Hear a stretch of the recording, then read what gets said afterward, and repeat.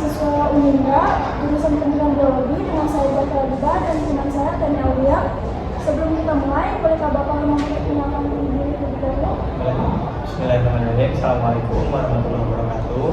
Waalaikumsalam warahmatullahi Terima wabarakatuh. kasih atas kesempatannya. Perkenalkan, nama saya Faisal Anwar.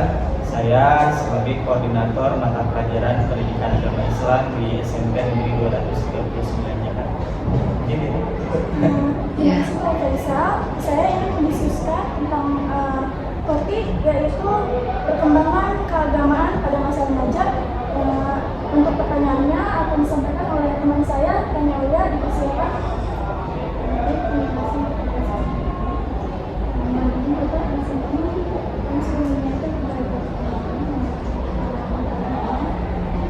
Dalam perkembangan moral, sosial, ekonomi, pendidikan agama serta nilai-nilai.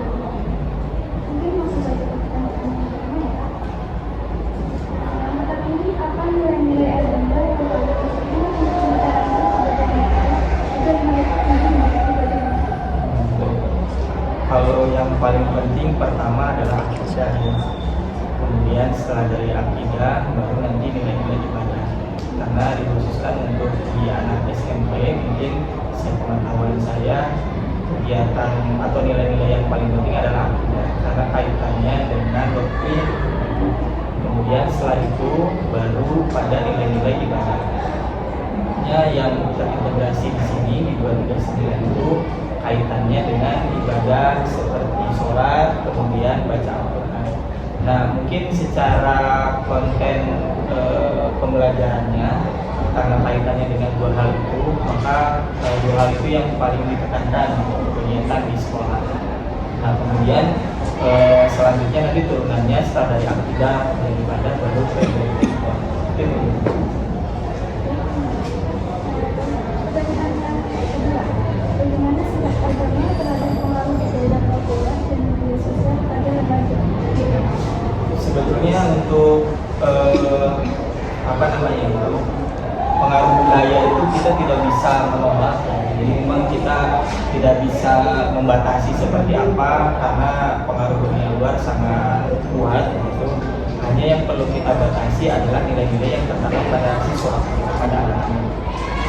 Jadi mau seberapa kuat pun pengaruh dari dunia luar atau budaya luar, kemudian media sosial, tapi kalau misalnya siswanya sudah punya basic atau punya dasar yang kuat tentang nilai-nilai keagamaan, mungkin mereka bisa membatasi sendiri mana hal-hal yang mungkin perlu dilakukan, mana hal-hal yang perlu dibatasi.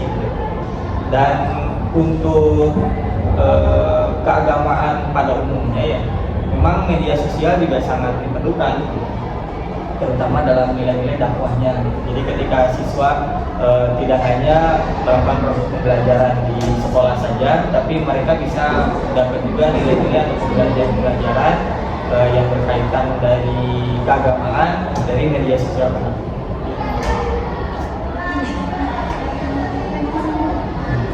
Menurut Bapak, bagaimana cara terbaik untuk membangun jembatan antara nilai agama dan budaya lokal dalam pendidikan remaja seperti tadi? Karena di sini mungkin lingkupnya di Jakarta ya, budaya Betawi gitu ya. Nah, mungkin untuk di jembatan antara agama dengan budaya lokal, karena di Betawi itu yang saya tahu mungkin ada istilah harus harus sholat, kemudian mahir silat begitu. Nah, makanya dari budaya lokal itu yang bisa menguatkan karakter anak-anak. Terutama juga di sini banyak juga anak-anak yang mahir di hadroh, marawis. Itu kan kegiatan-kegiatan kebudayaan yang mungkin bisa menumbuhkan nilai-nilai keagamaan. Jadi kalaupun misalnya praktisnya di lingkungan anak-anak, ya mungkin dimulai dengan mereka belajar tentang agama sekaligus juga mengembangkan nilai-nilai kebudayaan lokal. Bagaimana pendidikan agama di rumah atau sekolah sebaiknya diselaraskan untuk mendukung perkembangan moral yang Kalau misalnya pendidikan di rumah memang sangat penting karena pendidikan yang paling utama adalah keluarga.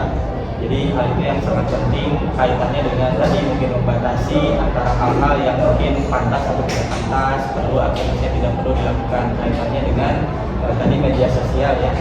Nah kemudian kalau untuk daya dukungnya, karena di sekolah ini sedang penguatan tentang akidah dan ibadah, maka itu harus didukung juga oleh orang tua di rumah. Karena kalau misalnya kaitannya ibadah di sini kan ada kegiatan sholat zuhur berjamaah. Nah kalau misalnya di sini sangat diperhatikan sekali, kemudian sangat diarahkan, kemudian dimonitoring supaya melaksanakan sholat zuhur berjamaah. Tapi kalau misalnya di rumahnya diabaikan ya jadinya kayak gitu. Karena kan di sini hanya waktunya hanya sholat zuhur gitu, sedangkan di rumah ada 4 waktu lagi yang mungkin kami sebagai guru tidak bisa memonitoring secara langsung. Makanya dukungan orang tua kaitannya dengan ibadah ini memang harus betul-betul dilaksanakan lah gitu. Jadi bisa biasa.